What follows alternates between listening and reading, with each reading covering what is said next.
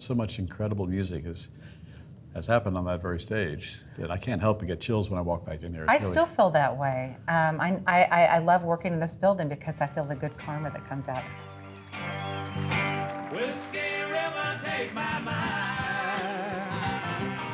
First of all, how many people fit in this Well, studio? when the show started back in 1974, when Willie did the original pilot, I think we had as many as 600 or 700 people in here.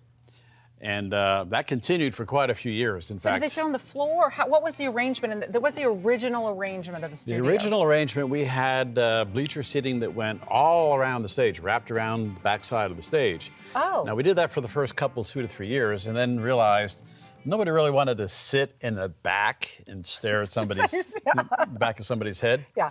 And also, seeing the audience on camera is a good thing most of the time, but you don't always want to see people scratching their head and picking their nose or looking tired backstage, and occasionally you'd see somebody like that. So anyway, we came up with the idea of having the Austin skyline as the backdrop in our 7th season, and we still do. This is the original skyline. The new one, of course, is at the remember Moody that one. downtown. I remember we didn't have all the high rises. We've added a few more buildings to the skyline today. In fact, we probably should even update it again.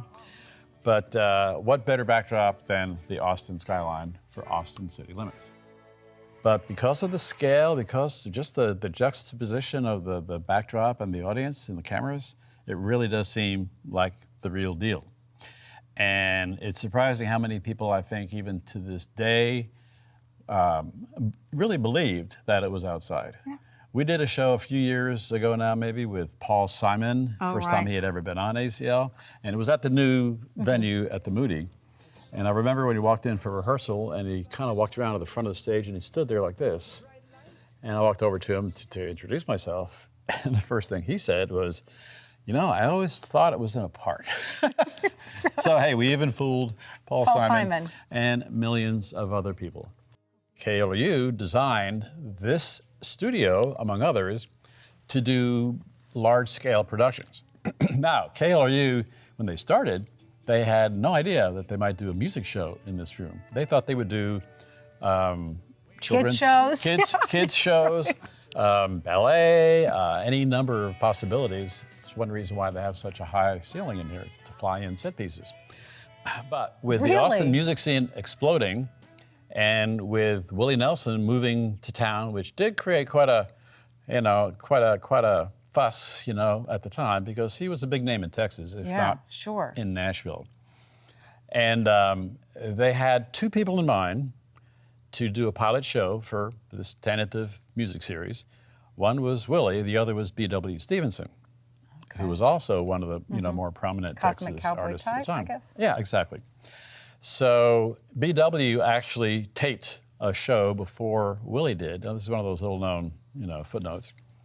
And but they had a hard time getting an audience in. It wasn't really promoted very well, and the show didn't quite turn out the way that they had hoped, the original producers. And this was before my time. But so then they got Willie in here. Willie was certainly well-known enough and generated enough excitement that they were able to fill up the room. And that original show with Willie was in October of 1974. And a lot of people have told me over the years the feeling they get when they walk out on the stage being so solid. A lot of stages are pretty flimsy, like at music festivals. You can kind of feel yourself bouncing up and down. This one has earned some creaks over the years. A sure sign of something that's, getting a little along in time. But you just stand here as many times as it's been painted, but you think about the people who have stood on this stage, who have poured their hearts out, played incredible guitar solos, been captured, on video and carried to millions of people around the world to see. It's all happened right here from this spot. You can't stand here without getting that. I just got chills feeling. When you're talking. Yeah, it's definitely got a feel to it when you walk in. And it's to me, it's a little bit of warmth. Even though the temperature's always cold, I feel all cozy and warm inside when I see this. There is a magic in this room, and people keep using that word over and over again, and it's not a cliche, it's true. The fact that it's such an intimate space, the fact that the acoustics are pristine in here, the way the stage was built to come out into the audience so that people sort of wrap around the sides. And of course, we'd always have an audience either sitting on the floor or standing right in the front. And it's literally like a one step down from here to there. So that close. Created that chemistry, which helped create that magic, you know? Now when an artist is invited to come and do Austin City Limits, it's like, whew, this is like a career milestone. It's a big deal. So people are on their best behavior, number one, but it seems to bring out the best in people.